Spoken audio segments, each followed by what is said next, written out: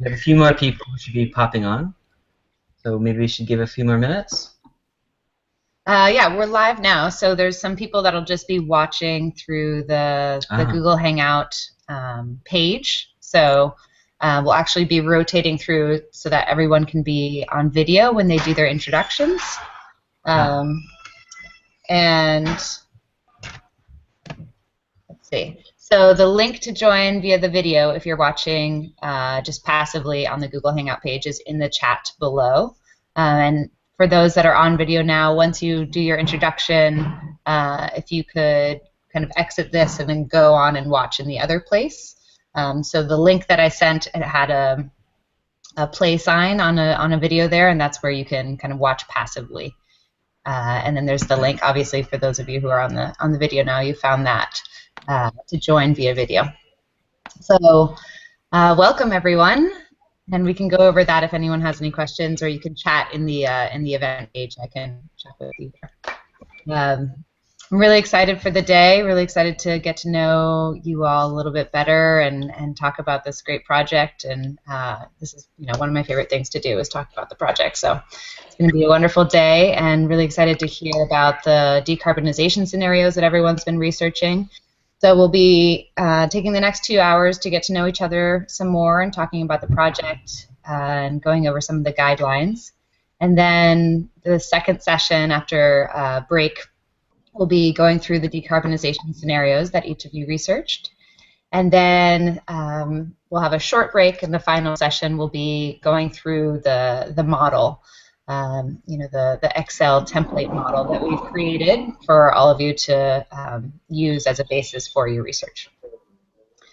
So anything to add, Chuck? No, I think that's it. Great. That covers it for today. Excellent.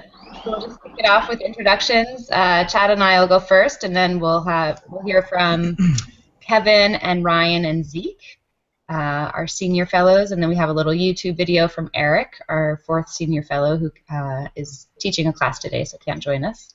And then we'll move into the fellows. All right. So I think there's a little bit of background noise. Maybe that's you, Kelly. You could I think it's Delta. Mute. Or Delta. If you could just mute, that would be helpful. Okay. Thanks. Can you hear traffic noise? Is that what you can hear? Mm-hmm. Yeah. I had to come to a cafe because the bandwidth at home wasn't strong enough. Oh, okay. That's fine. But if you can, I'll go on mute when you're not talking. That should alleviate any background noise and echo. Got it. Thanks. Wonderful. All right, so I'll kick it off. I'm Amanda Joy Ravenhill, the Executive Director and Co-Founder with Paul of Project Drawdown. And my background is in international development. I grew up overseas. My parents are anthropologists, and kind of just stuck with that international perspective right through my undergrad and into my career post-undergrad. Lived in Bolivia and Namibia and Dominican Republic, and worked on women's empowerment and poverty alleviation work, and started moving into a little bit more environmental stuff with an electronic waste project I did and a renewable energy project I did in Bolivia, and really just started to see how intertwined social and environmental issues are, and started to see how climate change is going to impact the most vulnerable and historically oppressed people first. And so kind of coming from a social justice angle to climate change. And then I moved out here to California to do my master's in sustainable business at Presidio Graduate School, and then taught there for several years. And yeah, just obsessed with systems thinking and Buckminster Fuller and Wendell Berry and some of the great shoulders upon which we all stand as sustainability practitioners. And met Paul, and he taught with me at Presidio for a year, and we kind of came up with this project together, and have had the courage and ambition to go for it. And people have been really responsive. That this is something that they've been waiting for. It's the movement towards solutions within climate change has been growing and growing, and I'm really excited to kind of supplement that whole movement with this really comprehensive data-rich analysis that we're doing. And we can go into a little bit more about the project later. But so that's my background, and what I focus on at Drawdown is everything from fundraising to HR to helping with some of the research and operations, building our coalition, and a lot of different things, sitting in the captain's seat of sorts. And well, I'm going to ask everyone to share a secret skill that they have. So something you might not know about me is I am a boat builder. I've built 9 boats every summer for the last 9 summers with my brothers up in Maine. Great, that's me. You take it, Jack. Sure. Thanks, Amanda. And as a point of fact, Amanda is a true Buckminster Fuller acolyte. Indeed, during her birthday, Buckminster Fuller's sister gave her a surprise phone call to wish her a happy daughter. Yeah. Gave her a surprise happy birthday wish. Yeah. True Buckminster Fullerite. And this book's right here on the desk. Always present, always available. So my background, I hail from upstate New York, Rochester, New York, originally. I did my undergraduate work at George Washington, focusing on international relations and ancient Greco-Roman history. I then went on to study at Oxford, where I did a master's in 16th century art history. And I continued on to do working on a PhD at Oxford, again on European history. My topic was on the imperial propaganda of the Habsburg and Ottoman courts in the 16th and 17th centuries. And after doing that for a few years, I became quite bored with the intrigues of the kings and sultans of the 16th century and decided to do something a little bit more contemporary. And that led me to environmental conservation and sustainable development. And so I moved to Berkeley and in 2008 and worked as a consultant for a number of different small nonprofit conservancies and international development organizations, and that for about 5 years. And then I moved on to Berkeley, where I did another master's degree in something just beeped. Yeah, another master's degree in public policy, which I finished in 2014, just before starting at Project Drawdown. At Berkeley, my topic was quite a bit different than at Oxford. It was on Indigenous peoples' empowerment and environmental conservation, and particularly looking at Indigenous peoples' strategies to climate change mitigation and adaptation, and in trying to reinforce Indigenous people's rights as an important piece in the Sustainable Development Goals, soon to be put forth in a couple months out of New York. And then I came here to Project Drawdown. Amanda and Paul found me and brought me on board, and since for the past year or so, or just about a year almost, I have been the head of research and development, research and operations and development. And I have, so my role here is really to manage the research team, which you are all now a part of, and to design and develop the research methodology and approach, and ensure that the research that we put forward is the most accurate and reliable that we can, and also the most transparent and accessible for the public and for our target audiences when things get published down the road. And that's what I do, and we'll be working very closely over the next 2.5 months at working groups and sessions and office hours and everything. So just you've heard a lot from me over the past couple months, and then you will continue to hear much more from me over the next month. A secret skill. I don't have anything as exciting as boat, which is very exciting, and I look forward to the opportunity to go on one of your boats one of these days. But I suppose a secret skill that most people would know is that I am a avid cook. I cook a lot of Indian food in particular. I've been cooking Indian food for over a decade. and I just made a Indian feast for Amanda's office birthday the other day. So that is my little secret skill. Yeah, I think that's it. Excellent. Thanks, Chad. Kevin, let's hear from you. Sure, thanks. So my name is Kevin BIOSEQ, and on the Drawdown project, I am the Senior Financial Fellow. And I really look forward to digging into financial modeling with all of you. And my little bit of my background, I have a background actually in entrepreneurship and technology, and I've started a few software companies, what seems like a former lifetime ago. And spent 10 years kind of raising venture capital, doing a lot of financial modeling and that kind of stuff. And for the last 15 years or so, have dedicated my life to permaculture design and learning the skills and then teaching the skills of ecosystemic design in general, how to grow food, perennial polyculture agriculture, agroforestry, water conservation, conservation hydrology, all sorts of building techniques and so forth. And recently, over the last few years, I started a consultancy that kind of marries my former experience in building businesses with my permaculture experience. And it's kind of a whole systems design consultancy that helps social enterprises around the world access resources and grow in areas like energy efficiency, diversified renewable energy, working with a market leader in the bioplastics industry, and some regenerative agriculture projects and so forth. And what else to say? My secret skill.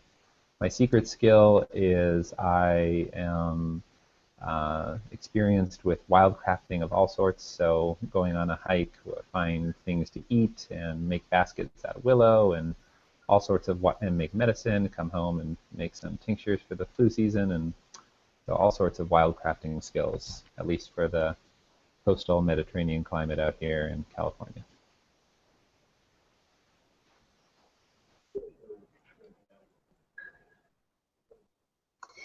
Great. Excellent. Thanks, Kevin. Thanks, Kevin. Zeke, let's hear from you next, and then we'll go to Ryan. Sure. Can you guys hear me okay? Yeah. Perfect. So I'm Zeke Housefather. I'm the Senior Climate Fellow with Drawdown.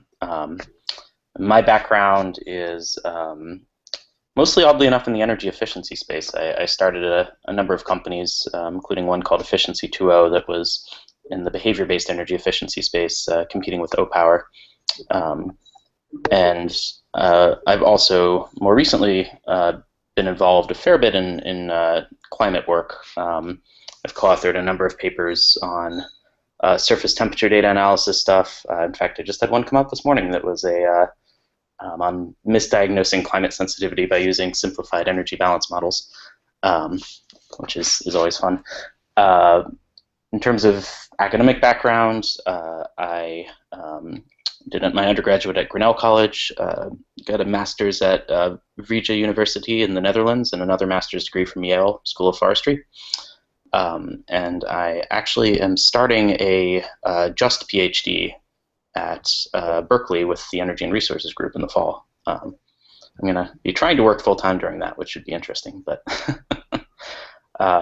and so I know a fair bit about climate science, different aspects, and my main goal is to help you translate, sort of going from figuring out how much of your technology is going to be adopted, translating that into energy reduced, and then translating that into reductions of various greenhouse gases like CO2, CH4, and how to combine those into an estimate of overall both CO2 parts per million reduction and sort of CO2 parts per million, or CO2 equivalent parts per million reduction, so we can better model the ability of the technologies you're looking at to help us achieve drawdown. In terms of something that folks might not know about me or secret skills, I think I might actually steal Chad's a little bit, in that I actually used to work as a volunteer chef. When I lived in Amsterdam, I cooked at a squat kitchen in a film academy that had been sort of taken over 30 years ago by squatters and turned into a restaurant and an art studio and a performance space. And so I cooked 2 days a week for like 60 people, all vegan food. And yeah, that was pretty exciting. Excellent. Thanks, Zeke. Ryan, you're up next. Ryan, you're on mute. Okay. Well, this is phenomenally interesting because I had no idea that Amanda had anthropologist parents, or that Kevin was into permaculture and wildcrafting, or that Chad was a great Indian cook. I'll have to try to get to California and taste that sometime.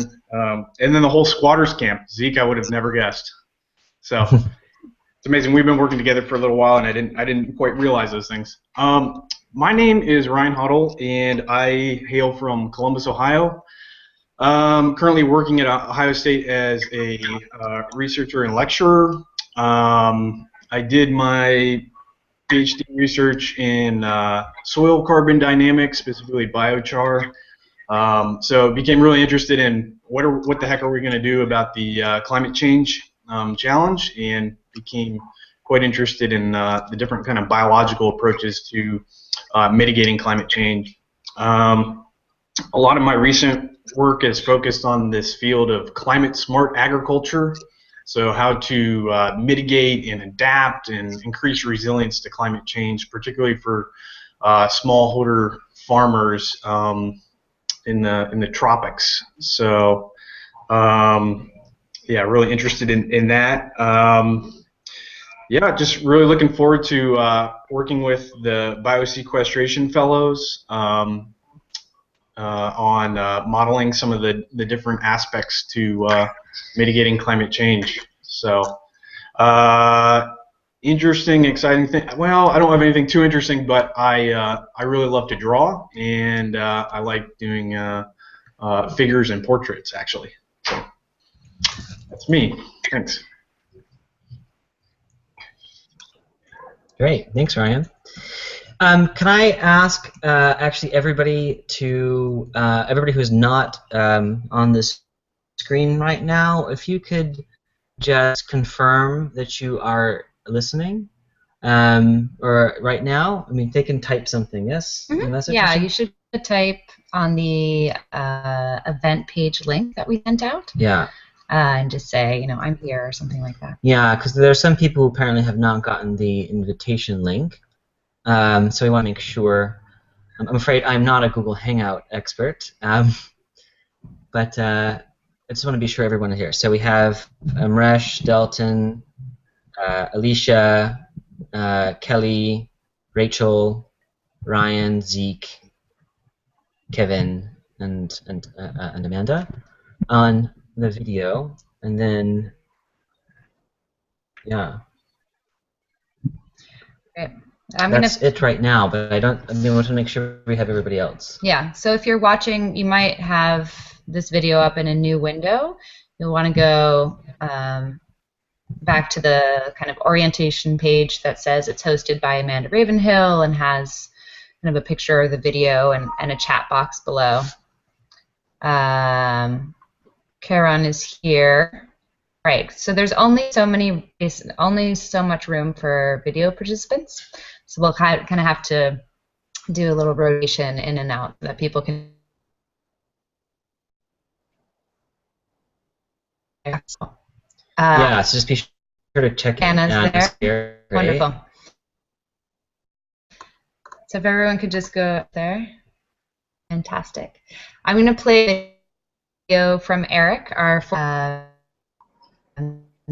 and some more people will write in saying that Emila's here. They're here. Good, great, thanks guys.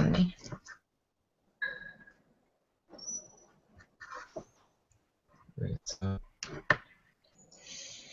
right. Technology. Most.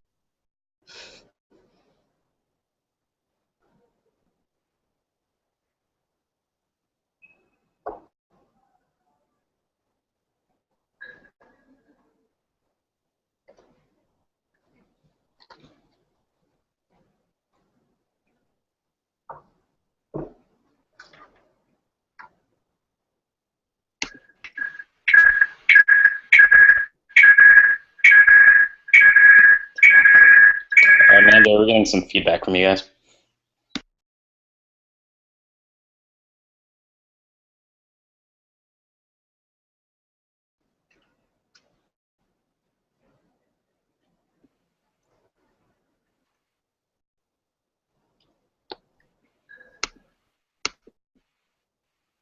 Right.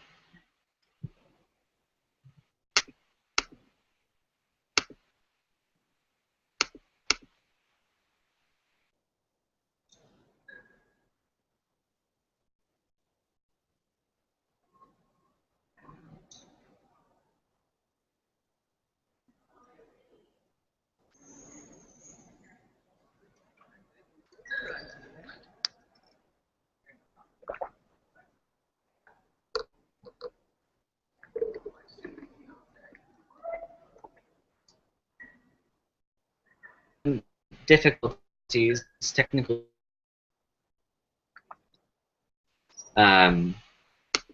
introduction. So we'll just be.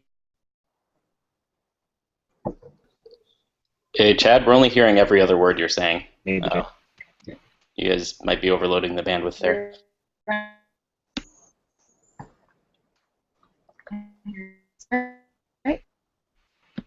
We can't hear what you're saying. Yeah. It's not coming through.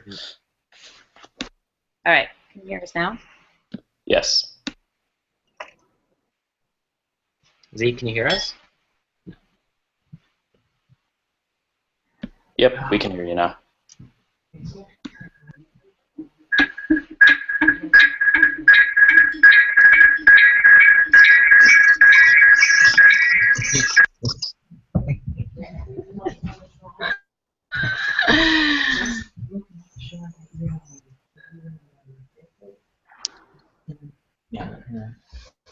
It keeps changing. Zeke, can you hear us all right? Yep, you guys are coming in loud and clear now. Oh, perfect. Excellent. Thank you. Great. Sorry about that. So we'll do introductions from the fellows now. If you could just tell us a little bit about your background, what you'll be reading with us at Drawdown, and then a secret skill. And just try to keep it to a couple minutes. And Alicia, if you're willing to jump in first, we'd love to start with you. Okay. Hi, everyone. Nice to be in touch with you. My name is Alicia Graves. I'll be working on the family planning and girls' education solutions or strategies for reducing emissions. My background is in public health, so I got a master's in public health with a focus on international maternal and child health from UC Berkeley. Prior to that, I did my undergraduate at William & Mary in Virginia in psychology, totally unrelated. So what I'm currently working on is a project at UC Berkeley that's a collaborative initiative between the School of Public Health and the College of Natural Resources called OASIS. It stands for Organizing to Advance Solutions in the Sahel. As most of you probably know, the Sahel is an ecological zone facing a lot of desertification, very high rates of hunger and malnutrition, some of the world's least developed countries, and in addition to all that, it has some of the fastest growing country populations in the world. So we're promoting 3 strategies in the region, and we're working very closely with local partners, including SILS, which is the Intergovernmental Committee for Drought Prevention in the Sahel, and that is adaptation, especially adaptation among smallholder farmers and pastoralists to climate change, and then more relevant to my background is girls' education and family planning. So I will be traveling to Niger later this week to teach a course on population and food security, and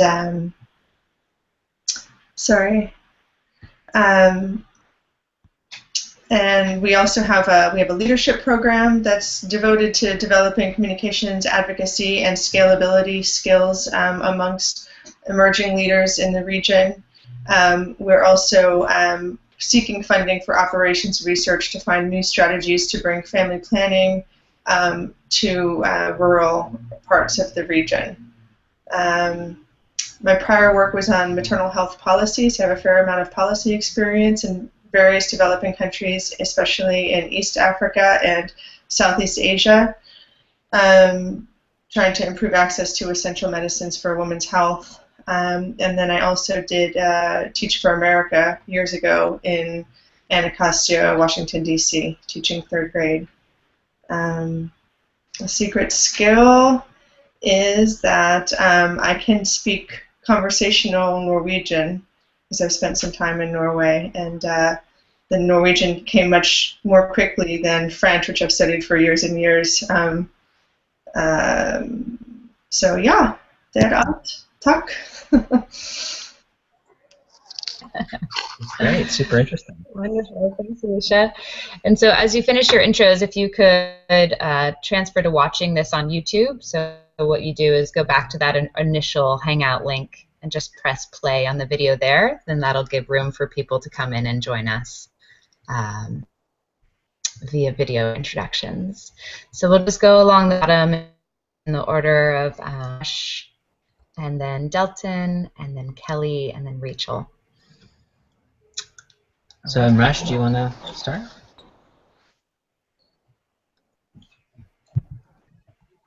Hello.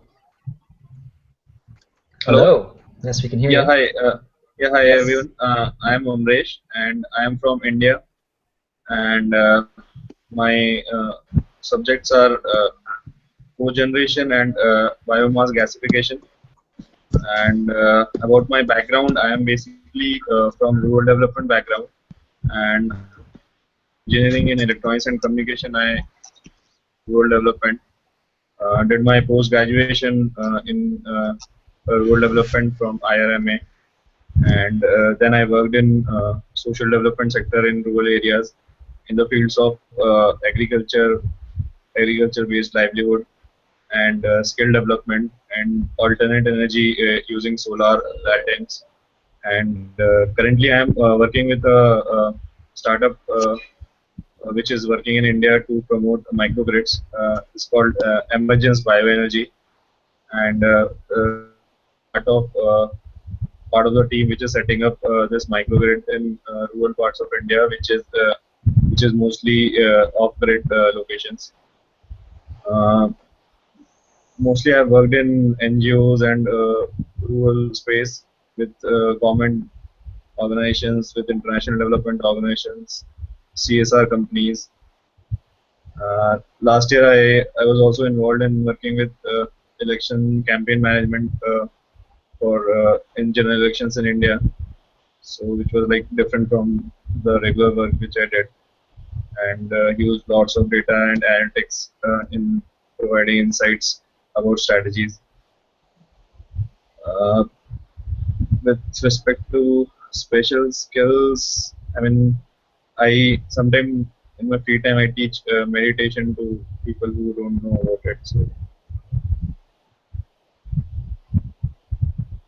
Great. Well, thanks, Josh. And again, if you could just get off of this link on the other one, then we can have room for some other people to join. Sure. All right. Up next, we have Ariel. Oh, sorry. We're going to just keep the order. We're going to have Delton now. Delton, yeah. Okay. Hello, everybody. Thanks, Amanda and Chad, for organising everything. It's really wonderful to be here. My name's Delton Chen. I'm an Australian engineer. My background is in civil engineering. I did a bachelor's with honours in structural design. I did work for a couple of years as a structural engineer, but I found the people were terribly boring. So I travelled, and then I did a PhD in chemical engineering, and my topic was the geohydrology of a small island in the Great Barrier Reef. And from that point on, I specialised in numerical modelling of groundwater systems and hydrology, and that led me into doing water resource modelling for the government, and then into mining. So you may well know that Australia has enjoyed a resource boom in the last 15 to 20 years. So there's a lot of work in various mineral resources, and that experience also included working for coal mining companies, and the last job I had was a coal seam gas environmental impact statement. What I found was that the people in that industry, they're not really looking at climate change. I think it's too much for them, and they prefer to just trivialize the problem, or they ignore it. And as I became more aware of the problem, I shifted into geothermal energy, and I worked on a very ambitious project in Central Australia, which was supposed to be a world breakthrough in deep hot rock, where they were drilling up to 5 kilometres below the surface. So I worked with them for 2.5 years as a senior reservoir engineer, but unfortunately it didn't work. Since then, I have been following climate change as an issue, and after my last job in 2012, I've been focusing on climate change, and I followed an intuition that there is a opportunity for a new policy. Experts in climate change are saying that we need more focus on the social sciences and policy. And coming back to the secret skills, I don't really have a secret skill, but I think maybe my policy could be that secret skill, because I'm trying to make it not secret. And I would like the whole world to know about my secret. And what it is a new socioeconomic theory that says we can actually balance carbon taxes with global rewards. And so behind this theory is psychology and cultural and political biases. And this has been the basis of my work for the past 2 years. So the project is called Global 4C. You can see it on the internet, global4c.org. And this research has been very interesting and very challenging. This year we've put out some abstracts in our first conference paper, and I hope to publish something in a peer-reviewed journal soon. And this is one reason why I'm in Mexico, because I'm supporting my own research. I have to come here because it's cheaper to live. It's too expensive in Australia. Is there a tapping? Who's doing that? Stop that. Sorry about the noise too. I'm in a coffee shop. Actually, it's a bar. I wasn't going to tell you it's a bar, but I'm in a bar. And so just to wrap up, I would just like to share with you that the Global 4C project, it has a chance of changing the world, I think, or it could also just flop. I really don't know where it's going to go. So I invite you all to have a look at it and give it some thought over the next couple of months. Thank you. Great. Thanks, Dalton. And no worries that it's a bar. I'm sure you're having coffee at the moment, as we got mine. So next we'll have Kelly. If you could just log on. And Dalton, of course, if you could go off the video again and go back onto the just listening section so we can get more people on board. Yeah. And if you can have Karan and Urmila, Ruth, if you can, Dara, Karan, if you can start joining videos portion, that link, so that you can start give your introductions too, which will be soon. So Kelly, let's hear from you. Okay, hi. Can you hear me as well? Yeah, absolutely. Awesome. Okay, so I'll be working with the white roofs and the green roofs. I'm originally from Ohio, so Ryan, fellow Ohioan here, and I'm one of those where I grew up in Northeast Ohio, and I swore I would never come back. But what brought me back was the world's first and so far only PhD program in biomimicry that works with interdisciplinary groups. So yeah, I'm right back where I grew up, and I swore I never would, but I absolutely love my program. So working with biomimicry, finding inspiration from nature to actually solve climate challenges is what I'll be working on. I originally got into it from when I worked in the Antarctic. So working in the Antarctic at the South Pole Station, which there is a nice geodesic dome, Amanda, so there's some Buckminster Fuller footprint there, or there was. And so that's really when I started shifting focus to working with climate change, the environment. So from there, I got my master's degree from Virginia Tech, from the College of Natural Resources, and I worked with stakeholder analysis of creating a marine protected area in the Southern Ocean, particularly when it comes to Patagonian toothfish fishing and overfishing, and particularly looking at minorities and what their say in the say was. So that's how I got into it, and then I worked overseas for quite a while, specifically in Singapore at the Lee Kuan Yew School of Public Policy, working on political risk and regulation of different environmental sectors within 5 Asian countries. So now that I'm doing my PhD, I'm working on urban resilience and finding biomimetic solutions to climate change, specifically with the urban heat island effect. And let's see, my secret skill, I'm learning Chinese. I can't say very fast, but I'm learning. And I'm also a pretty badass baker.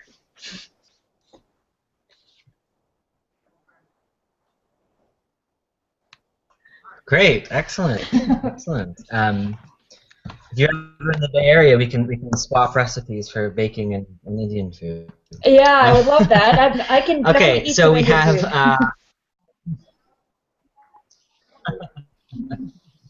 have. Okay, great. So then we have Rachel up next. Rachel? Hello. Can you hear me? Hi. Yeah, Okay. if you have video as well, if you can turn it on. If I turn my video and my audio on, there's some kind of lag, so I have to choose one or the other at a time. So I'm Rachel. I'm a student at the UC Berkeley School of Public Health. So yay, Alicia, represent. I'm working on the child health and algae wastewater treatment solutions. And my background is in molecular biology, but I've sort of transitioned those skills into the public health field, specifically worker health and safety and industrial hygiene. And apologies for not being able to join the rest of today's sessions. I'm actually at the National Industrial Hygiene meeting here in Salt Lake City. So yeah, I was born and raised in Los Angeles. I moved up to Santa Cruz for college, went to UC Santa Cruz, go Slugs, and I've spent the last 10 years between the Bay Area and several international sites where I've been working. I've been working in the poop business, believe it or not.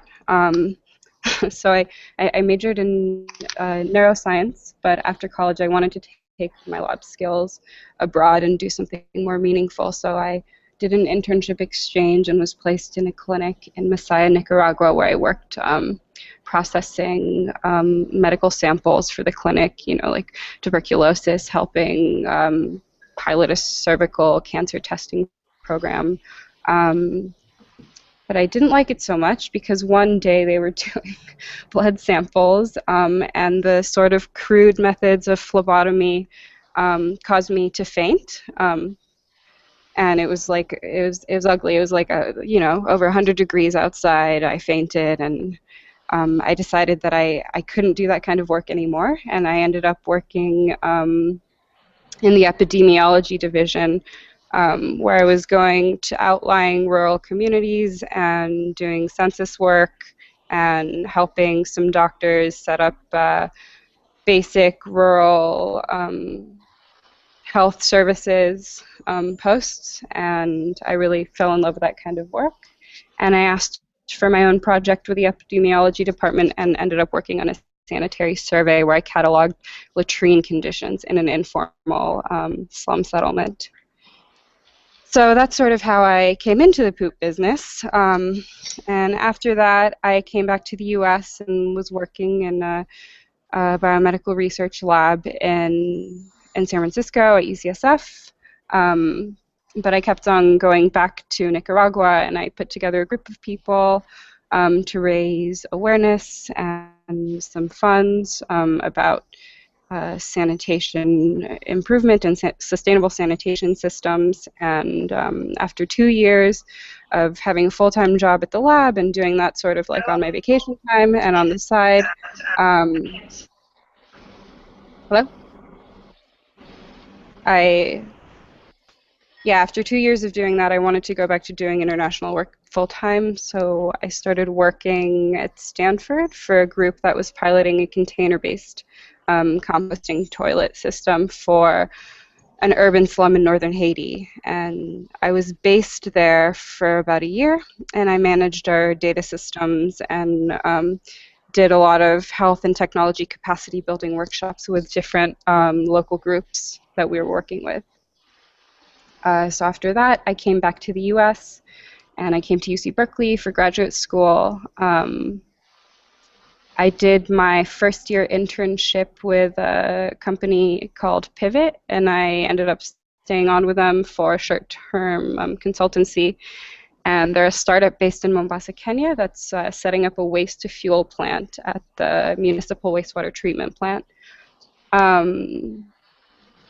So the idea behind the technology that Pivot is employing is to generate revenue from fuel sales that can be reinvested in improving sanitation infrastructure. So they're taking human waste and creating solid fuel that they can sell to local cement industries, for example.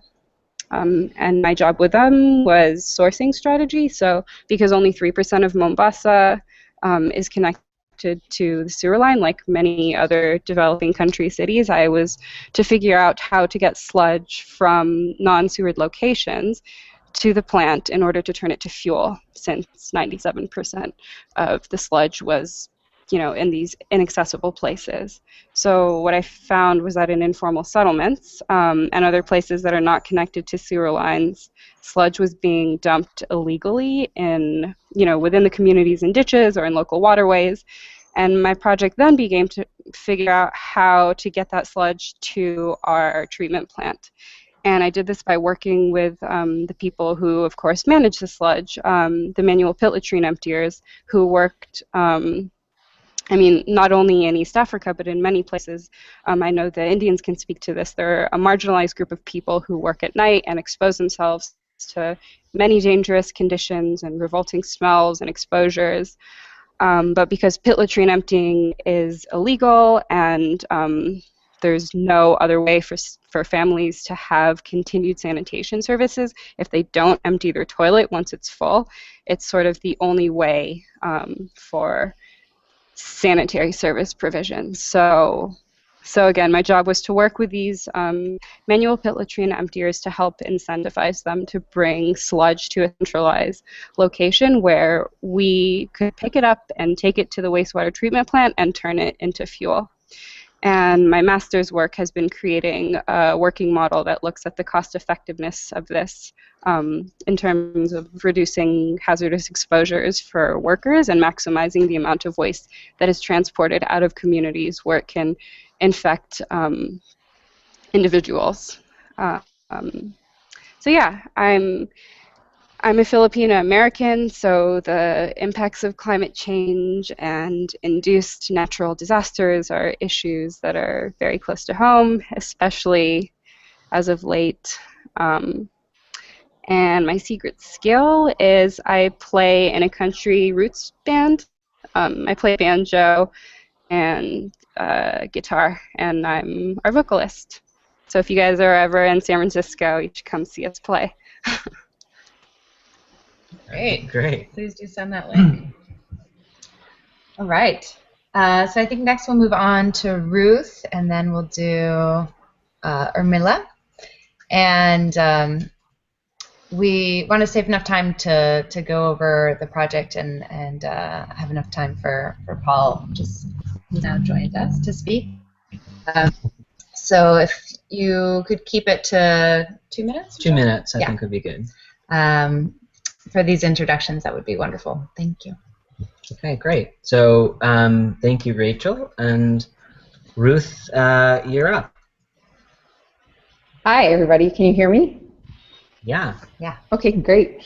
Well, I should be able to keep it short because it seems like a lot of people have already touched on like my major points where I've lived and everything. I'm happy to see so many Virginians, or at least people who've gone to school in Virginia. I was born and raised there, and then went to undergrad at Princeton, studied ecology and evolutionary biology and international relations with a focus on Latin America. headed down to Panama for my thesis, among other places in Latin America, and worked with small farmers there in a very dry tropical forest environment on the Azuero Peninsula. There I picked up, did research there about land cover, land use change, forest cover change, and smallholder farmer decisions. Went back to start a small nonprofit called the Azuero Earth Project, or Proyecto Ecológico Azuero in Spanish, and got that sort of up off the ground, got some community support around that, picked up my secret skill, which I guess could arguably be called a skill. I've been known to transform the local cantadera, which is like a traditional song that sometimes talks about burning the forest, into songs about saving the forest, and singing those at local festivals. And then went back to grad school at the Yale School of Forestry, which I was happy to hear. I think Zeke is a fellow, is an alum, and the Yale School of Management to do a master's in business and forestry.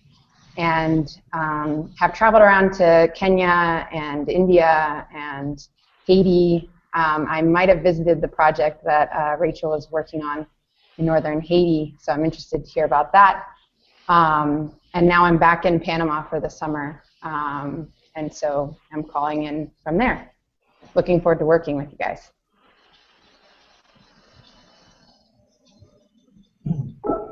Excellent. Thanks, Ruth. Thanks, Ruth. Thank you. Okay, and then let's move on to Urmila. Urmila's going to be next. Hi, Urmila. Hi guys. Can you hear me? Yeah. Great. Well, I'm really excited to be here, and I'm an applied mathematician by training. And I think when I went to college, I knew that I was interested in the environment, but I just wasn't sure which niche was going to be the one for me. But I quickly learned that it was definitely not going to be in the lab, but also that I liked math, and so I thought I'd be able to do math in the environment. And luckily, I found many different ways of doing that. I did a PhD in ecological modeling, and I've done a number of ecological modeling projects since then, a lot focused on biodiversity or conservation. But I've also been interested in water, particularly as it relates to international development.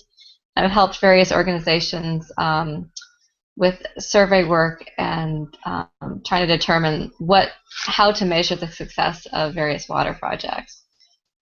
Yes, I'm really excited to be here and to be working with you guys on climate change, since it's about the most important thing that's facing us. So I hope to be able to use my math here too. Oh, I need a secret skill. I was going to say cooking, but I play the oboe. I don't think that's been mentioned yet. So I'm looking forward to this. Excellent. Great. Thanks, Urmila. Thanks so much, Urmila. Let's move on to Mamta. Mm-hmm. Mamta's joining us from, Mamta, and then Karan, Ariel, and Anna. So Mamta, you're on mute at the moment? Oh, right. We have to unmute you. Mamta, can you unmute yourself?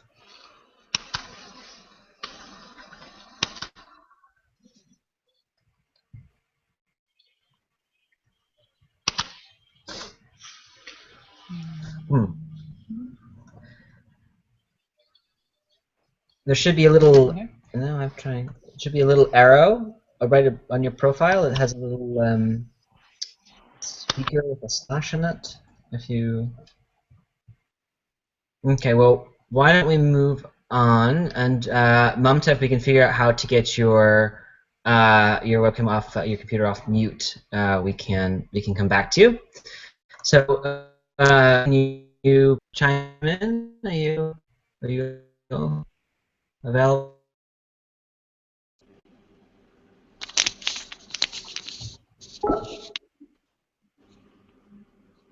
You're on mute as well. I can unmute myself. I think if you can hear me. Hello. You're off mute. Okay. Yes, we can hear you now. Yeah. Right. Okay, that's fine. Good morning, all of you. Yeah, my name. Can I start? Hello. Can you hear me? Great. Yes, we can hear Yes, you. we can hear you. Okay. Can I should start now? Hello. Yes, yes, you can start now. Yes. Okay, great. My name is Mamta Mehra. I'm from India, and I'm working as an agriculture specialist with an academy called Microinsurance Academy. This organization is working on community-based microinsurance solutions in health, livestock, and agriculture sectors. And I'm working on the agriculture crop insurance. We have recently developed a new method of index insurance, which we are calling as climate cost of cultivation. And it's new, which including both climatic and non-climatic parameters, and we have given the paper for review in a peer-reviewed journal. Apart from that, I have worked on climate change solutions in the agriculture, specifically on conservation agriculture, which I shared my thoughts, my experience with Chad and Amanda during the interview. And also apart from that, we have installed few portable biogas plants in rural India, which seems to be very effective compared to the traditional ones. So this is again one of the solutions which is in line with the climate change. And yes, we have initiated lots of small steps which are in line with the climate change, be it conservation agriculture, climate cost of cultivation, or biogas plants. So I'm working on agriculture and climate change sector for last couple of years, and with this particular project, I'm thinking and trying to upscale my knowledge at the global level, and it's been a great experience. I'm looking forward to work you all on this very important project. Thank you very much. Great. And do you have a secret skill that you'd like to share with us? Secret skills? Yeah, I can sing. You can say I can write also. Few lyrics in Hindi, and yeah. Oh. 2 perfectly good skills. That's fantastic. Great. All right. Thank you, Mamta. Okay, and can we move to Karan? All right. Afternoon, everybody. Or I guess morning, depending on your time zone. Yeah, or evening. Or evening, for that matter. Or evening, yeah. Let's see. My name is Karan Gupta. Everybody calls me KG, so if that's easier for y'all. I grew up in Chapel Hill, North Carolina. Went to NYU for my undergrad, studied economics. Had to get a little further away from home. And then I started working for a startup called Sea Power. It was a demand response provider based out of New York. We were acquired by Constellation Energy, and then they merged with Exelon. So at that point, I was laid off. I came back to North Carolina and got into the residential construction business, working on Passive House, some of the first few passive houses built in the state. So that kind of brings me up to today. Now I'm at the Nick School of the Environment at Duke University, studying environmental management with a focus in energy, as well as forestry. And I guess my interests are primarily in buildings, highly energy efficient buildings that use wood in their structures. And I'm sure a lot of you are familiar with the reasons for wood, and we'll be talking about more of that stuff. But actually just Memorial Day weekend, I was in Seattle for a bachelor party, and I went a day early so I could see the Bullitt Center. Pretty fantastic building. So I'm looking forward to working with everybody on some of those solutions, looking for some holistic approaches to package these things together into larger solutions. Secret skill, I guess I'm pretty good at driving in reverse, if that counts for anything. Driving in reverse. Wonderful. Do you look at the rear view mirror? Do you actually turn your head? No, I do one of these.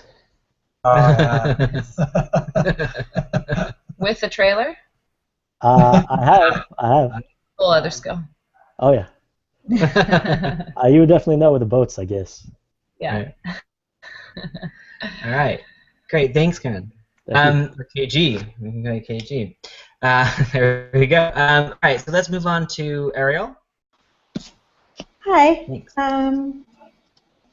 It's good? Yeah. Great. Great. My name is Ariel Horowitz. I'm originally from Pittsburgh, which is actually where I am right now because my brother's getting married in a couple of days. I now live in Boston. I just graduated with my PhD in chemical engineering from Tufts University. My undergraduate was at Swarthmore College, where I majored in engineering. It's just like a general engineering program.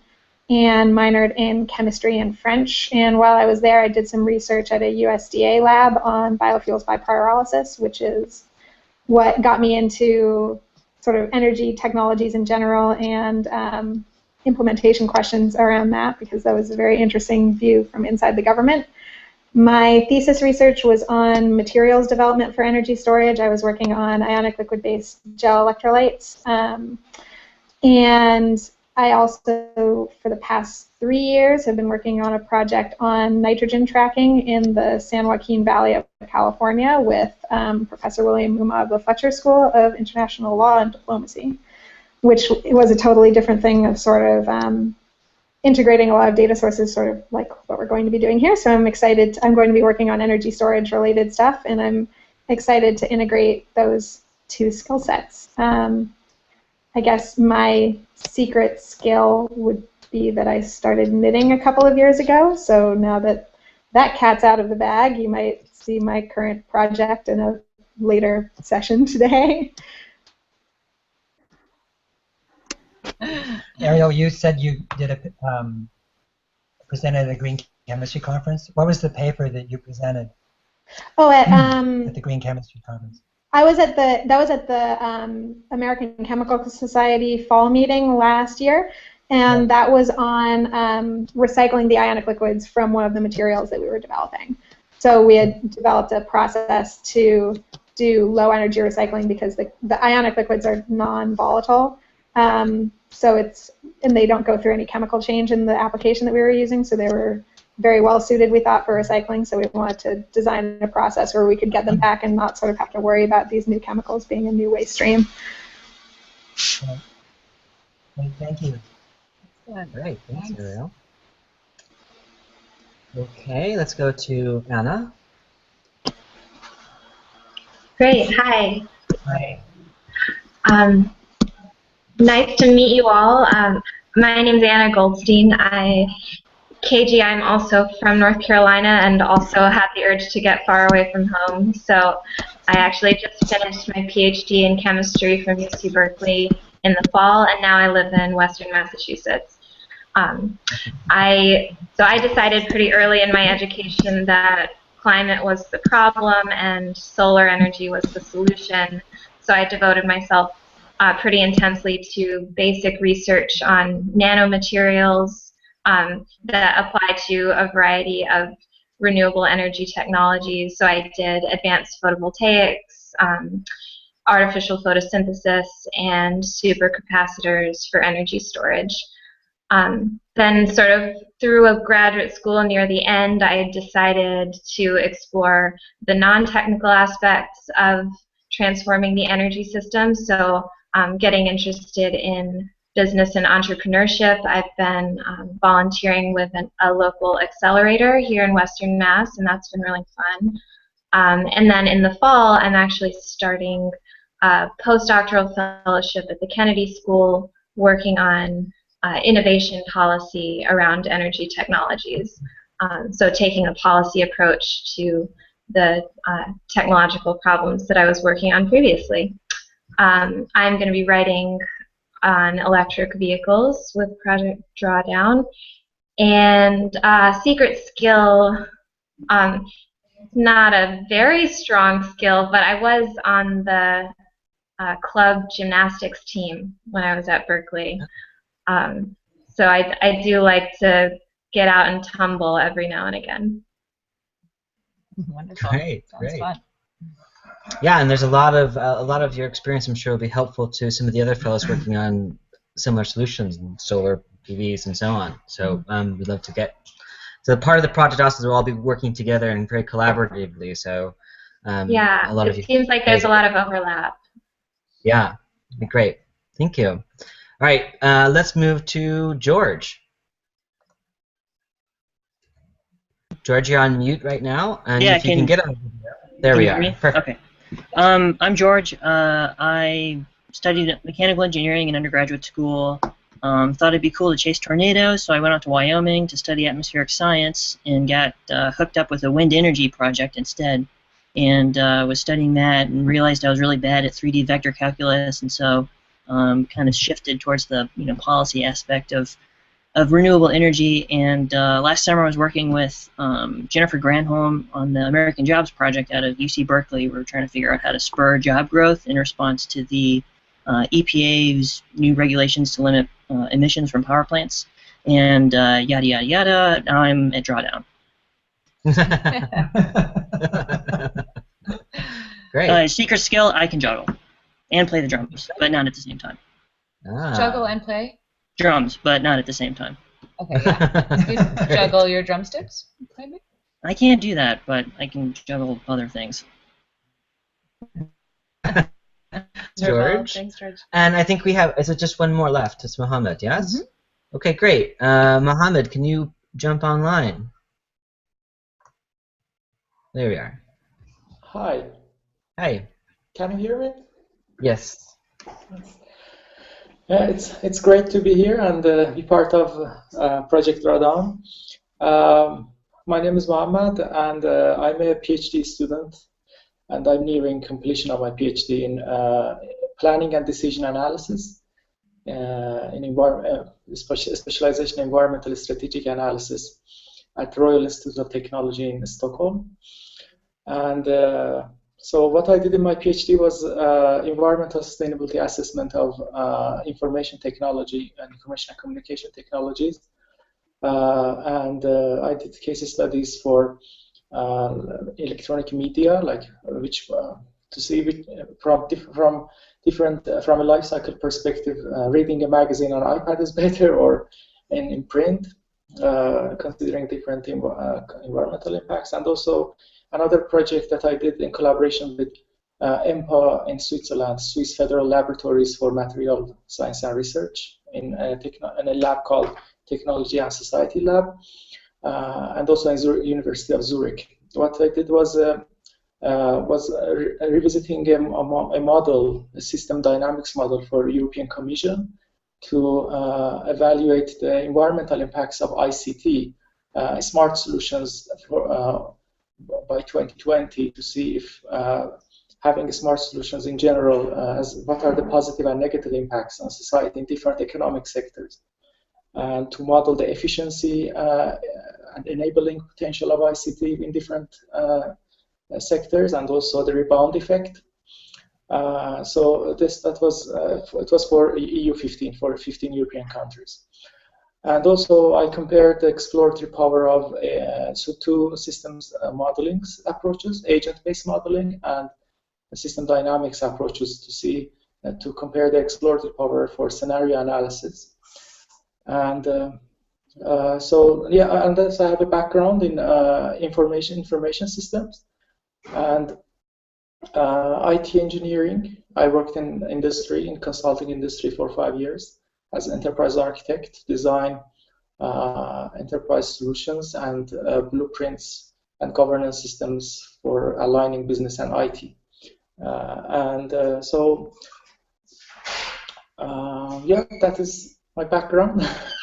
And I'm originally from Iran, from Azerbaijan province of Iran. I can speak Azeri and Persian. It was my childhood languages, and also some Swedish and German, which I learned in Sweden and Switzerland. Yeah, and looking forward to work with you in this project. So Swiss German.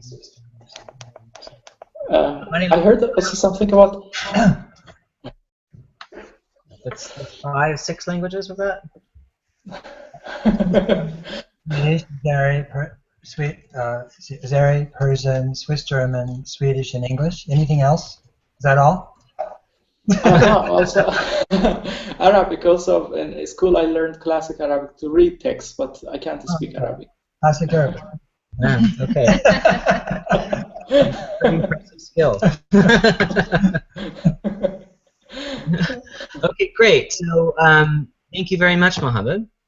And we should be hearing from Data Karan and Raihan, but it doesn't look like they've come on to the video. So if Data Karan or Raihan, if you're listening, you want to jump on to the video link, Amanda's just emailed you the link, so you can come online. And if we can just have everybody who is listening, because you've all come off, so we have George, Mamta, and Mohammed, who are the only ones now on the video piece. If you can all just send a brief text to say that you are still with us. If we don't hear from Dedikiran and Raihan, I think we can hear perhaps they can introduce themselves a bit later in the day. And right now, I think we can probably hear from Paul and have a little introduction from Paul and a talk welcoming you all. So let me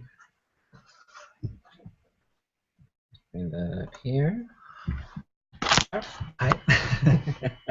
Got it.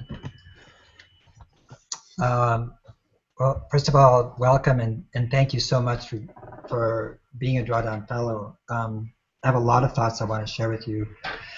I grew up in Berkeley at the university, actually, on the campus where my father taught, and so I'm comparing the skill sets, the literacy, the dedication, and the ecological literacy that you have with what was there when I was growing up and when my father taught, and it's just astounding how the world has changed in a relatively short time.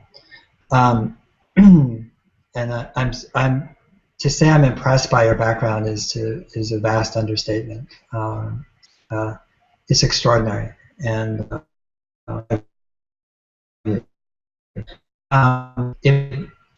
Drawdown had its origins in 2001. And three things happened that year. The first thing was that the third assessment came out from the IPCC, and you know, it was grimmer than the second assessment, as is always the case with the IPCC. But at the same time, you had to parse it and read between the lines and try to figure out what was really going on, because it's a consensus report and it tended to be sort of tamped down by the more conservative members of the commission, like the Saudis and Russians, and so it tended to be the bias was on the very conservative side in terms of the predictions, and that was fine. I think most people who are familiar with it, IPCC by that time, could sort of read between the lines. My own background in terms of climate change is I became familiar with it at the Stanford Research Institute in the 70s, and during that time I feel like everything basically that you needed to know about climate change was known then. I mean, that is in terms of the physics, the mechanism, and the causes. The studies, the interpretive data, the predictions, the understanding of the system's impacts and dynamics, of course, has been developing all during that time and continues to just explode. But the basic understanding was there in place in the 70s. And since that time, I've watched it not so much as a commentator or writer about it. My friend Bill McKibben has written about it and wrote The End of Nature, which was really the first book that sort of broke it open, at least in North America. But what impressed me in 2001 wasn't the third assessment, but what made a big impact on me was the carbon mitigation project that came out of Princeton. And that project coined the term of the wedges, the carbon wedges. And it got a great deal of publicity and a great deal of attention as a pathway or as a solution description. That is to say, here are these brilliant scientists, and Sokolow is a brilliant economist, and Nepakula and of course the students there, but had come up with something based on really clear analysis and the best understanding that they had at that time. My own reaction to it was the opposite. I didn't really find it very hopeful. And the reason I didn't find it hopeful was because basically it was describing top-down solutions. And I mean top, I mean the very top, not even just government, really. It was the boards of directors of big corporations. And if you really sort of analyze that document at that time, although the touch points were there in terms of land and solar and wind, transportation, and efficiency, the specific wedges themselves tend to be very oriented towards energy projects, many of which did not exist or were incipient but were vastly uneconomic. And 9 of them could only be instituted by a large utility company or energy company, provided that governments around the world had agreed to provide very lucrative incentives to these companies to do things that were being prescribed. And like, hydrogen fuel from coal with CCS, which is like, wow, what an idea. And it still is an idea 14 years later, and it's not being done. So my feeling about that was then that we needed to understand solutions in a way that was accessible, that made sense, and we also needed to understand solutions from the point of view of what was extant, that is to say, what was already in place. And I didn't have a sense of what they would be necessarily. I knew some of them, of course, or many of them even, but what I felt was missing at that time was a sort of overall sense of what were the possibilities here that were in place. And that's not to say that we shouldn't work towards things that were not in place. At that time, storage, for example, energy storage was almost a non-issue. And now we're on the cusp and the transition of extraordinary breakthroughs in storage, but at that time that was not up there. And and so really is partly for my own edification, but also just for the sense of people like me and others who had a concern, care, literacy about the issue, or even if they didn't have literacy about the issue, they had a care and concern about it, to get an idea of where do we stand in terms of the tools that we had in our hands right then to address climate change. And at that time, and really up until very recently, they tended to evolve around solar and wind and energy efficiency, and efficiency in terms of cars, that is electrification. And I felt that was a kind of a fairly narrow channel. At the same time, that year we had 9/11. And 9/11 was one of those events where I think every video of anybody at that time was just basically stunned. And they weren't stunned because the World Trade Center went down or because people were killed. That was stunning as well. But I think the stunning thing about it was that I don't think anybody knew what it meant. I mean, there was approximate interpretation. Terrorists had, come in planes to take the White House, for that matter. And those are extraordinary things. But for me, I just had to think about it, and I knew that the world had changed irrevocably, and I wasn't sure how, actually. At that time, I got many requests to write something, publish this, that, and I was reading what was being written, and there was a wealth of literature that came out at that time, or essays, and they were really quite extraordinary. And I felt there was nothing I could say that was as good, or certainly not better, than what was being written by just a broad variety of people. It was really an outpouring. And then, within 2 months, or not even within 2 months, I mean, in Washington, D.C., the drumbeat started to, you could hear them for war. The answer was war, attacking Iraq. I mean, it was crazy, when there had been still this period of deep self-reflection about, well, what does this mean? From my point of view at that time, and still to this day, what I felt had happened is concentrated energy in the form of fossil fuels from countries that had the most fossil fuels, still do, Saudi Arabia, in the form of an airplane and Jet A fuel, was hitting the building that represented the most concentrated groupings of capital in the World Trade Center. And so to me, it was concentration of power opposing concentrations of power. And so I had to think about what was I going to do for the rest of my life. And what I decided to do, without necessarily the engineering and the degrees and the science and the background you guys have, but I decided to work on this issue of energy. And I felt like that what we needed to do is decentralize energy, the sources of energy, the sources of production, the usage of it, the storage of it now, so that energy as a concentration of power and capital and money and political corruption was no longer possible. And I worked in energy efficiency for a while, and then in late 2009,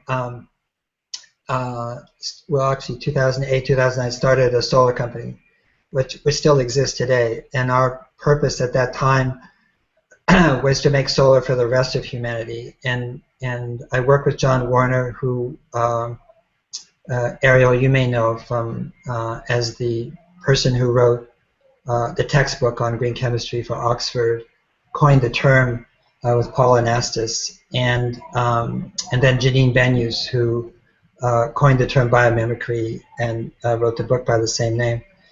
And started to work on a solar technology that was quite different than anything that's out there, and we're still working on it. It's in prototype. But basically it was a 1 meter panel that weighed 3 pounds. It was 90% recycled material. It was made in air, not in the presence of inert gases. It was non-toxic, that cost about $20 to make, could be made anywhere in the world, had low efficiency, and actually didn't last very long. It lasted 10 years, but the cost per watt was low, and it was to be accessible for basically the world that's not middle class, the world that desperately needed power, that needs radio and cell phone charging and lights, and ways to power laptops for their children, for education and so forth. So, but all during this time, this idea of drawdown kept lingering with me, which is, and I kept talking to NGOs and friends at NGOs about, well, can we just make a list of what's out there and what the impact that these solutions would have, the most substantive solutions would have over a reasonable period of time if they scaled in a rigorous way. And it's pretty straightforward, not that the calculations and the modeling are straightforward, but the idea was fairly straightforward. It wasn't complicated, and it was meant to present it in a way that allowed people who I feel are disenfranchised from climate to get interested in. And I feel like one of the things that has happened is that there's been a polarization in the climate debate. I don't take the deniers seriously, but they seriously have impacted politics in the United States. There's no question about it, and also in Australia and Canada. Not really much of the rest of the world, but certainly in those 3 countries, all English-speaking, interestingly enough. And but at the same time, that in this country it's produced a kind of a polarization that is a false polarization, because there's no polarization about the science itself, and there's no polarization about physics, and the polarization has been about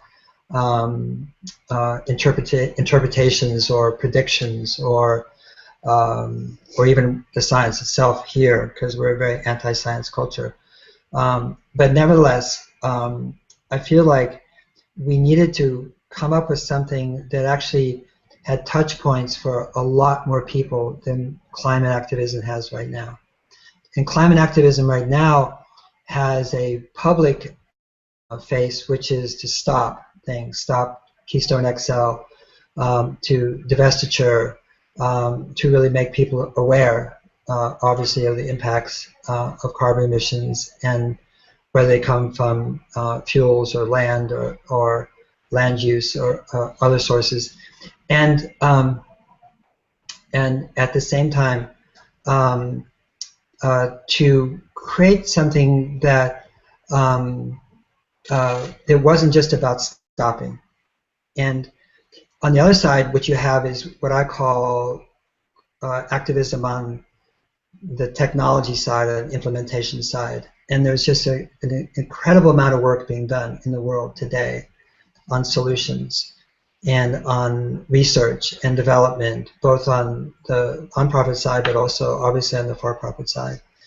And to me, the diversity of it and the extent of it and the breadth of it and the growth of it is kind of known in niches or in categories. If you're in solar, you understand the extraordinary things that are happening in solar, both on the production side and the cost side, but also on third gen and even fourth gen solar now, and the ideas that are being bandied about and being tested on a lab scale right now.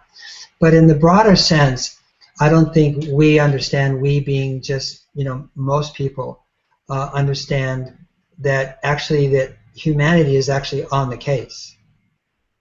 That rather than seeing humanity as being stupid or numb or callous or indifferent, I think the situation is quite the opposite. And I see a widespread and rapid growth in the humanities rising up to address climate change.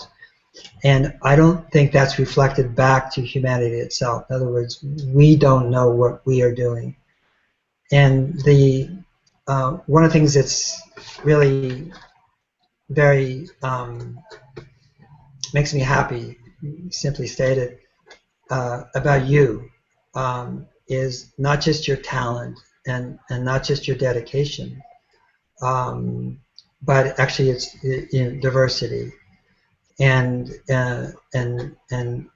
I feel like we need to reflect back to the world who we are and what we can do and what we are doing. And that's really what Drawdown's about. And of course, when it comes down to solutions, I mean, the complexity is enormous, challenging, fun, I think, for you guys, and I think for us. I mean, it's like, but at the same time, what we want to do with that complexity and that accuracy and that really incredibly diligent analysis of what's happening and what can happen going out is to then manifest itself in a way that a large number of people in the world in many countries, in many ages, in many educational backgrounds can access and have their minds opened up and changed. Because I feel like people who are sometimes more educated have gone to hopelessness or fear, or and it's understandable if you read the science. It's understandable, but it's just not helpful. It's not a helpful place to operate from. And I also feel like that we, I can't speak in other countries, but in this country particularly, there's a kind of a piling on, which is there's a kind of a demonization of those companies and those people who are very purposefully and very intentionally trying to obfuscate the issue, to trying to confuse people who are making gobs of money in oil or gas or other industries in order to, in a sense, and we're trying to corrupt politics, and they are. And it's easy to see where to see what those people are doing in a way that is, almost criminal, really, in hindsight. but at the same time, I don't think that's a useful way to organize ourselves, because what climate change is telling us and making us realize is that we're a community, and we're a community in a way that we never understood it before. And we're a worldwide community, and nobody's immune to it, and nobody's safe from it. And I was just in British Columbia, came back last night, and you know, in the Squamish Valley, and you just look up, and it's the same thing that's happening in the Himalayas and Europe and the Sierra Nevadas here, which is you're looking at glaciers receding so quickly. And you're looking at rivers that are full of glacial dust that are going to be clear in the not too distant future. And everybody's talking about the implications of what that means. And so there is no part, even in a rainforest area of British Columbia, where they don't really have a sense that it's changing and changing very rapidly. And the community is two things. One is the sense that what happens to you affects my well-being, and what affects my well-being affects you. And that's what a community is, and that understanding. And when we can understand, when we can start to create something, I think, that's going to bring the world together, we can't change the world, we can't make these things happen.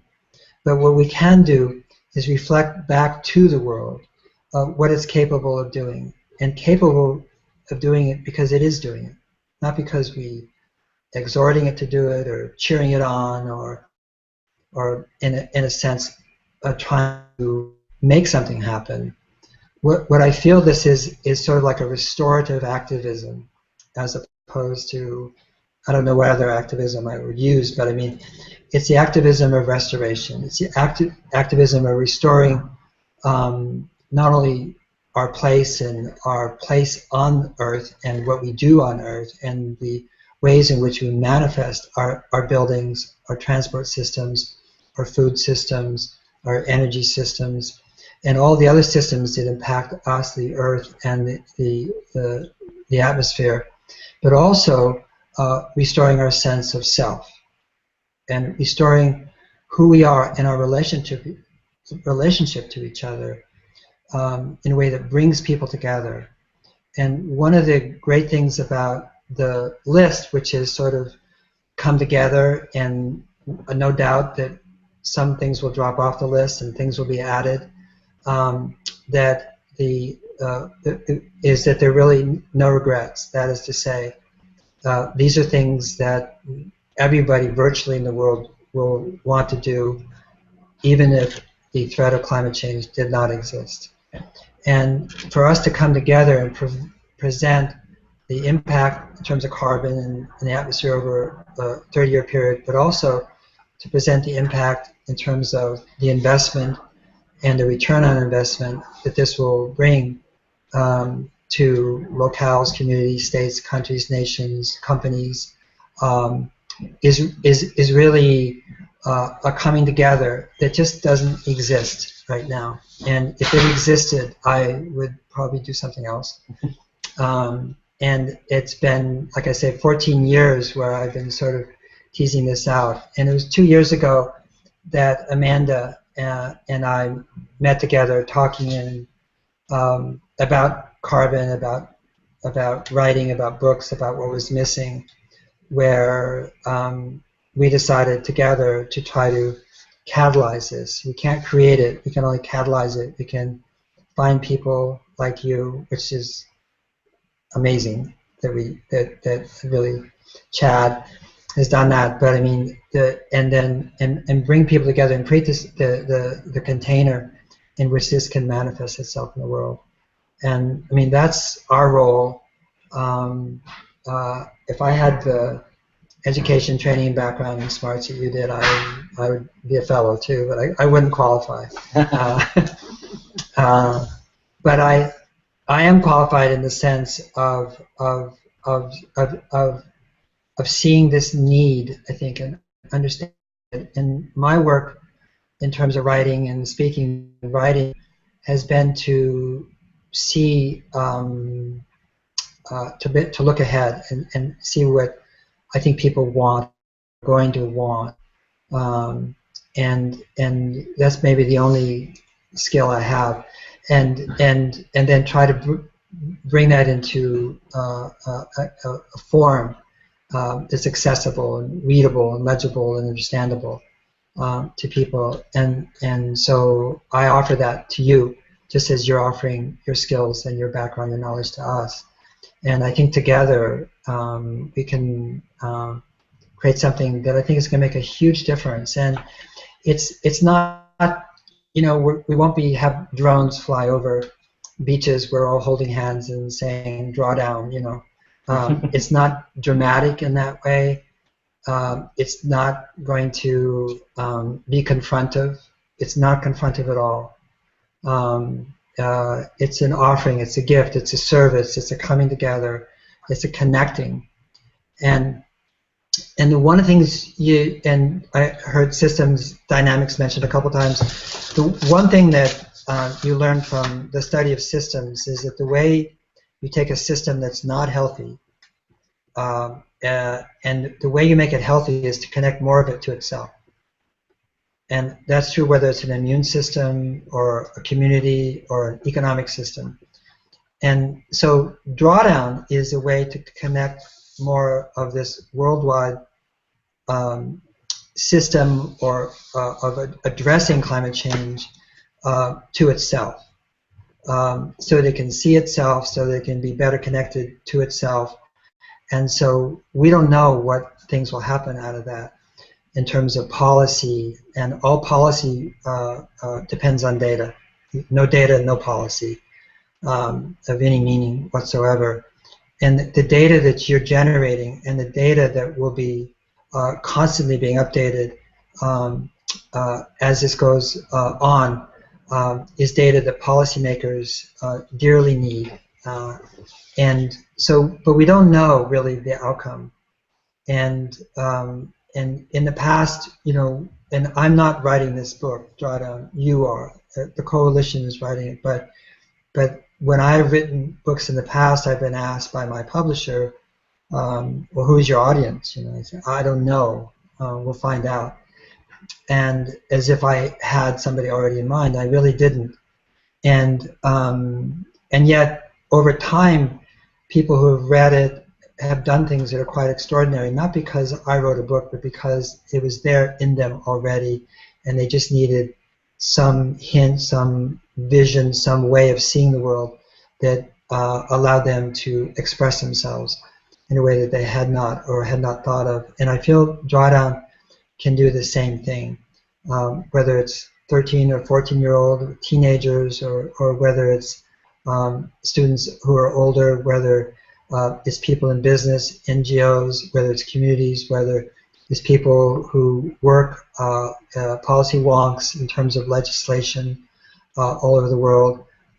It's not that this isn't already happening and that we're doing something that isn't happening, but I think by creating Drawdown, we can accelerate the sense that we can address climate change, that Drawdown is possible. And that is it possible before great losses are incurred? No, not at all. Those losses are already in place, and the inertia of climate change is extraordinary. But can we have a vision that's practical, grounded, based in science, based on really, really rigorous analysis that tells us that we can go in a direction that will, in a sense, approach and then reach Drawdown?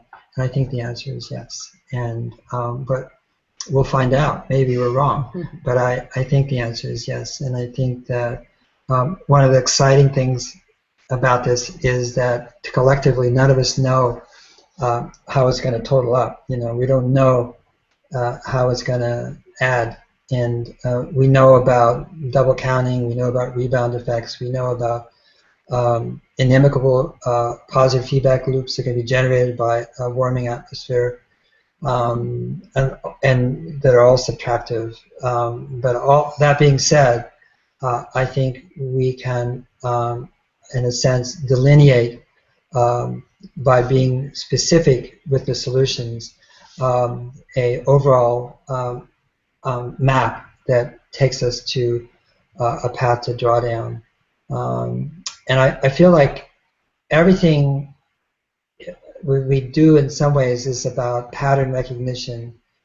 I mean, the early work in climate change is about pattern recognition, what's going on, and this, and patterns is really about seeing how things connect that other people might not see connections. And so what we are doing again, and I'm repeating myself in a way, is we're doing pattern recognition. Is when we step back from the drilling down that we have to do in order to get the components of this. Well, I think we're going to step back and see a pattern that isn't visible to the world.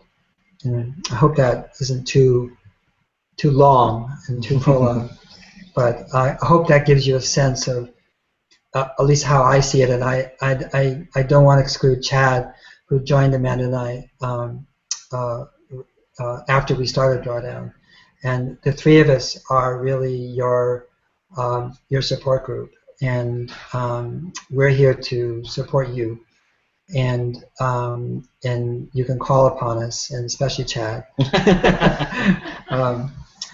do that. And we just are so grateful to you for willing to take your lives and your time. And obviously, each one of you has a plethora of choices to make in the world, and people wanting your time and your ability and your skill sets. And so we're so grateful that you've come and joined us at Project Data. Thanks, Paul. Yep. Does anyone have any questions for Paul? You can, if you're watching, you can type them into the event page, or if you're on video here, you can speak up.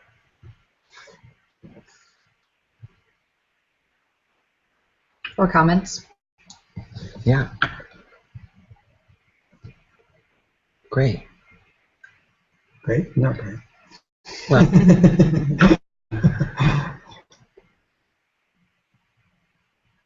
Right. Okay, great. Well, thank you for Paul for the talk. Very inspirational.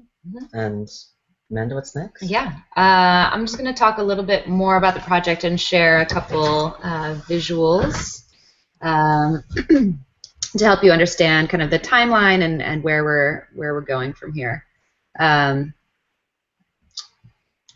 If my computer wants to cooperate.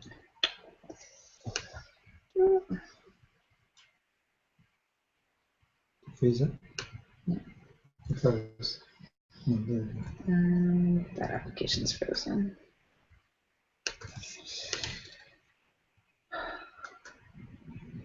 Let's see. Just hold on 1 minute here. Put that on mute and turn off here.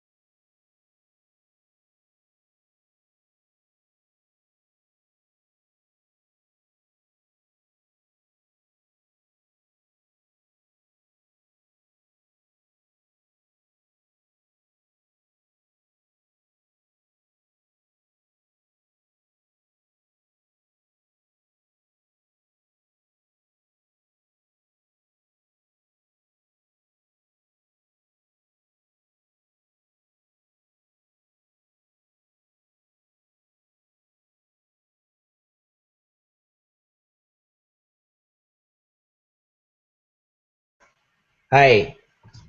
Okay. We have a question from Alicia. Alicia, are you on? No, she's not on yet, right here. If you would like to ask a question or comment, if you want to just post your question or comment in the feed, we can then ask Paul. Otherwise, you have to jump on the video chat. So, Alicia, if you have a question, just type it in there.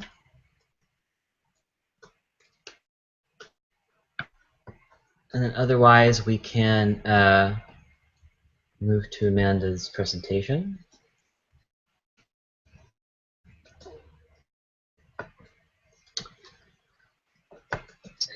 Is that working? Oh, here she is. Hi, Alicia. We can then ask Paul. Otherwise, we're on mute. Hold on 1 minute. All right, we can. Yeah, sorry about that. Yes. I'm sorry, it's taken a little while for me to figure this out. Yeah, so I was. Thanks very much. That was very inspirational and helpful. My question for Paul, I don't know if he's still there, but I was assigned the Sokolow and Pakala, I believe, paper about the stabilization wedges, and so yeah, I kind of so my background's not in climate, my background's in family planning and maternal health, but I did notice that BP is one of the partners on the carbon mitigation initiative. And so once I realized that, I began to look at it a bit more skeptically in terms of what their criteria were for solutions. And so I guess my question is, what can we learn? I had to write about this in my summary of the paper, so I had some initial thoughts. But Paul, as this is one of the responding to that initiative, it seems to me, is one of your motivations for Project Drawdown. So I guess more specifically, what have you learned from CMI, and how can we improve upon what they're doing? Can you repeat that last part again? You just cut out the last 4 or 5 words of your question. How can Project Drawdown improve upon what CMI has been doing? Well, sure. First of all, get rid of the idea of a wedge. There's no wedges in nature, and the idea that there should be, that it should be these gigaton wedges. So you start with the gigaton, and you say, okay, now what can we do that's going to be a gigaton wedge? I mean, that's upside down and backwards. First of all, which is, what are we doing? What can we do? And how does it manifest itself over time? And then then add it up and say, okay, this is the impact it's going to have. By focusing on the idea that they have to be a gigaton in order to have impact or thereabouts, really eliminated so many other things that people can do right now. And so one of the things Drawdown has emphasized is agency. That is, what can individuals, communities, neighborhoods, cities, towns, farmlands. In other words, what are the vast array of agencies that exist that can exert positive influence on climate. And that's where the mitigation project just fell down. I mean, there's only 2 that really individuals could do, which is solar and driverless, and at least urban or suburban individuals. And so it just left off huge swaths of society, and so the leverage points were really, as I say, at the highest levels, like BP, That's number one. Number 2 is it's what I call rectangle learning, and to me it's like the thing about laptops and screens is they're rectangles, and there just wasn't really that sense of groundedness in understanding of the solutions. There was the physics, there was the math, there was, for sure, no question about it, but in a sense of the real world, like outside of Princeton, New Jersey. And so the land use recommendations originally were really almost duplicative to what the USDA recommended during the Dust Bowl. And it's like, good ideas, but when you look at what Eric has come up with, one of your co-fellows, and and what we're coming up with in terms of land use possibilities in terms of sequestration is quite exquisite and quite granular, and at the same time it enfranchises countries and people and systems that you wouldn't know about at Princeton and didn't come out. And then finally, well, not finally, but it's not that I criticize it, what they did, it's just what they didn't do. In other words, what's missing from it?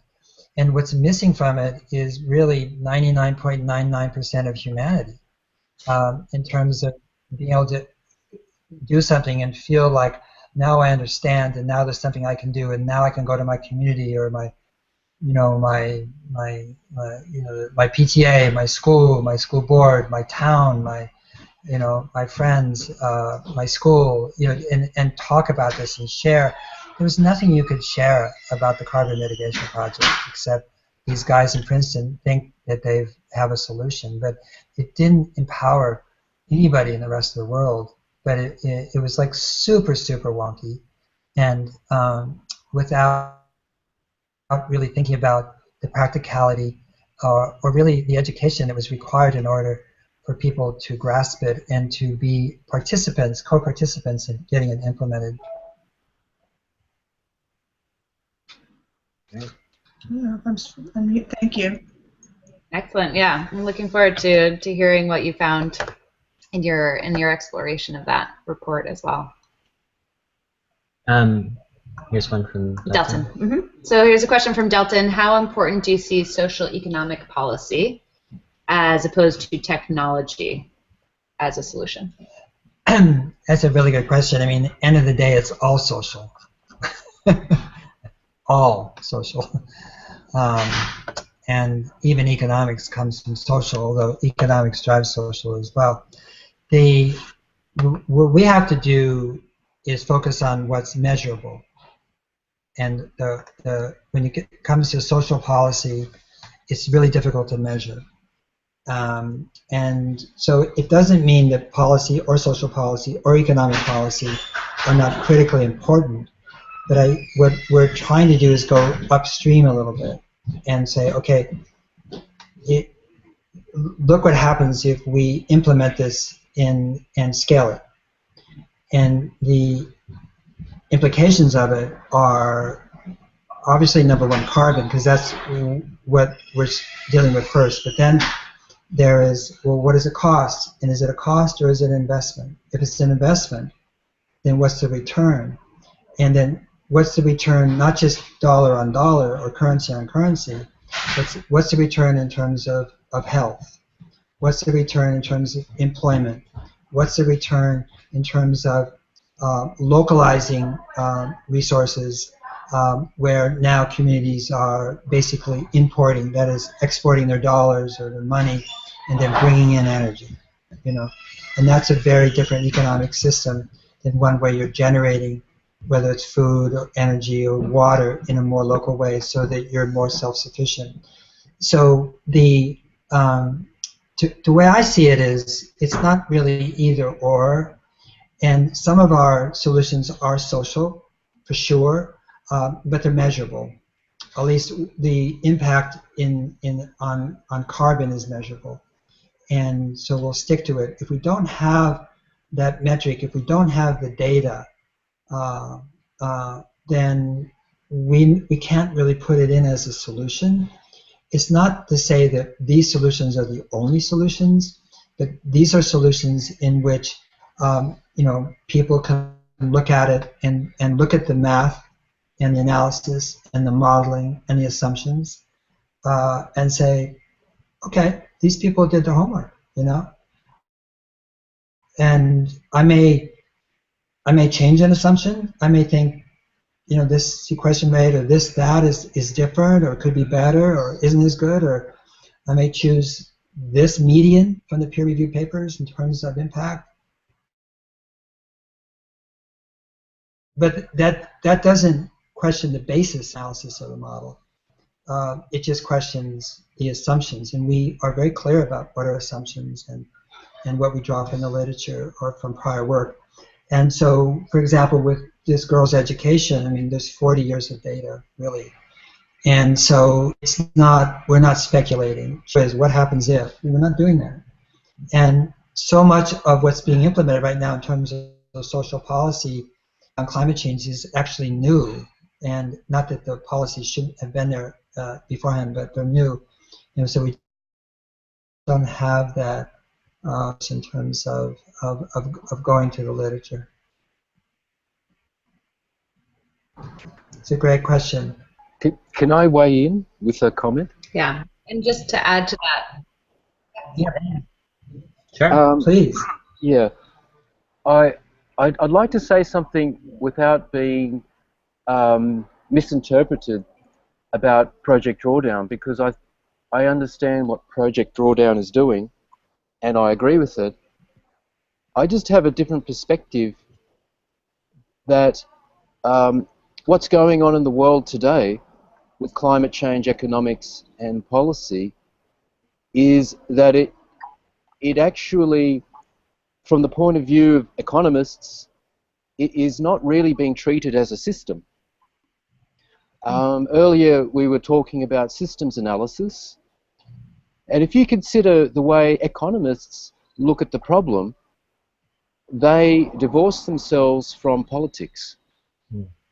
So an economist will get up and say, look, we've got this economic policy, but we hand it over to the political system, and then we just say, well, good luck, it's not our fault. And so if you were to take the physics, the economics, society, and the politics all together as one system, which is what civilization is, it's all of those things. What they're saying is that they're not treating it as a system. Right. It's not until you include the politics, economics, physics, and society all together do you have a system. And so I don't want to take up everyone's time to kind of do a self-promotion, but I can't avoid it either, because I have to say what I believe. And that is, I think that the current paradigm is caught in a opposing duality. You know, a duality, opposing duality is where we have right and wrong, and we all believe we're right because we're concerned about the environment, and then we look at the polluters and we say they're wrong, so we go to the political system and try and push an agenda. But my thesis is that we're forced into that situation because we haven't actually fully defined all of the economic possibilities, and if we did, we would find that we actually can deal with the climate change problem as a complete system. Mm-hmm.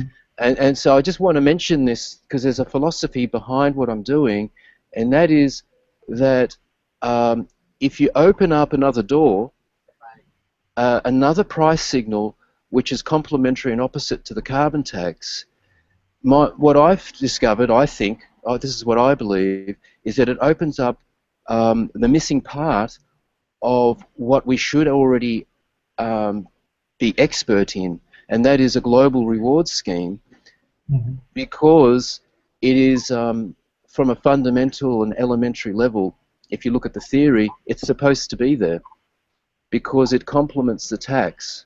And then when you look at this new policy and approach, which is based on a currency, what it tells me is that now with this new policy, sorry about the background noise. Okay. With this new policy, what I believe I've discovered is that we can now treat the problem as a complete system, that we actually bring back in politics and bring economics and society and the physics all together. And this is, it does get philosophical, but when I look at the analysis, what it's telling me is that rather than having this opposing duality and conflict, by bringing in global rewards, we reintegrate, and we no longer have just a duality of opposition, but it creates complementary couplings. And the theory says that within a global reward scheme, you don't even begin with politics. The way to implement it is with an administrative system first, and then it grows on its own until it has its own tipping point in the political system. So there's not enough time in this opportunity. It's not the right time and place to kind of give a presentation, but I just wanted to say this to just seed an idea in your mind that there's possibly another paradigm. First of all, I mean, I agree with you, and thank you so much. One of my hopes is that when we have the first iteration of the analyses, and we have you know, an integrative model, that we have something then off which or from which or about which we can write I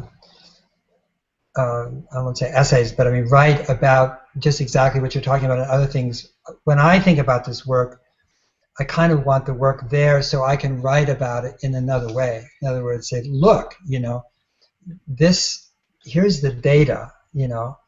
The data are compelling and pretty hard for someone to say, oh no, it's exaggerated or it's this or that.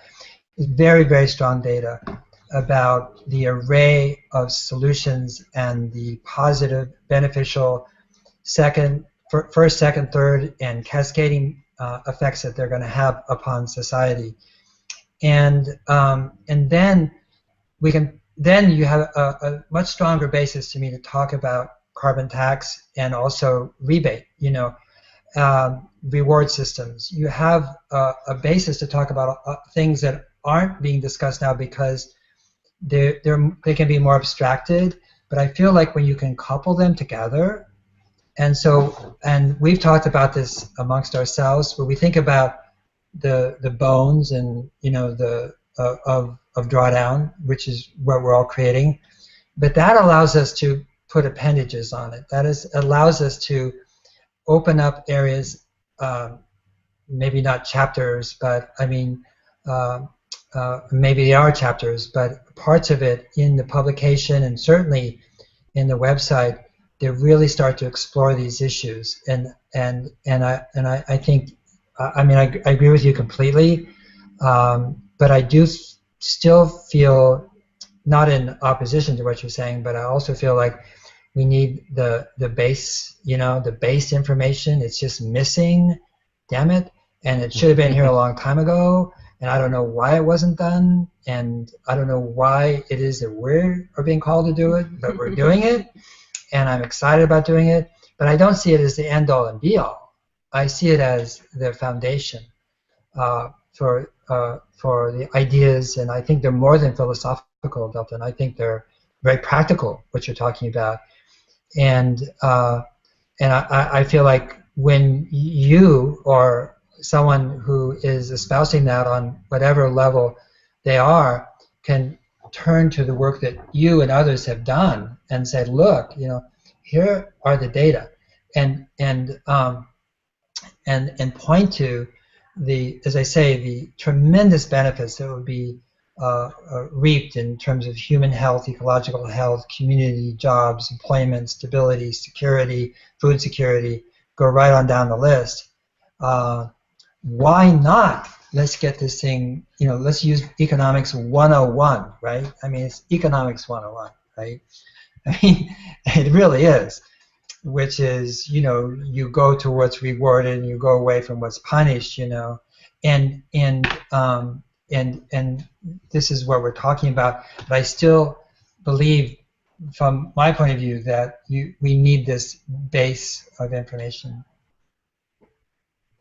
Yeah, thank you. I really appreciate what you're saying. It's a foundation work you're doing, and it is incredibly important. I agree with you, and I understand, and I just would weigh in with another comment that if the marketplace has the incentives, they will seek out the Drawdown report. Right. And in fact, if the Drawdown report wasn't there, given enough incentives, they will seek out information because they would want it. Yeah. you know, we already have companies who want the information now, and I mean, I wish I could say they want it for the highest altruistic reasons. They want it because they want to look ahead and see where the future lies, where to invest, you know, and so we're already feeling that request coming in from the most cursory availability of information about what we are all doing. And I believe you're right that companies and impact investors, private equity firms, they're already like sort of, you know, hovering around saying, when can we get the, you know, the information? Yeah. I just. Yeah. Yep. I just, without going much into the jargons, I just wanted to share the practical implications of so many solutions, technical solutions, which are really so good on paper. But when we have to translate those on the field, there are a lot of problems. And what we have observed that they are not built up considering the mind of the end users. So I think somewhere we have to also look into the consideration that the technology has to be made with the users in mind, into the frame. So for the project drawdown solutions, whatever we'll be working, should we also think as a conclusion point or as an analysis in the articulation that whether this solution, which sounds so good on the technical side, has a better chance of applicability, wider dissemination, considering the consumers on mind? Yeah, thank you. Yeah. Yes, that we will also be getting into details. Yes, we will also be getting into details of the guidelines and how to construct the technical report and the modeling a little bit later, which I think to our lunch moment, and I think a break for lunch right now and reconvene at 1 for the student presentations.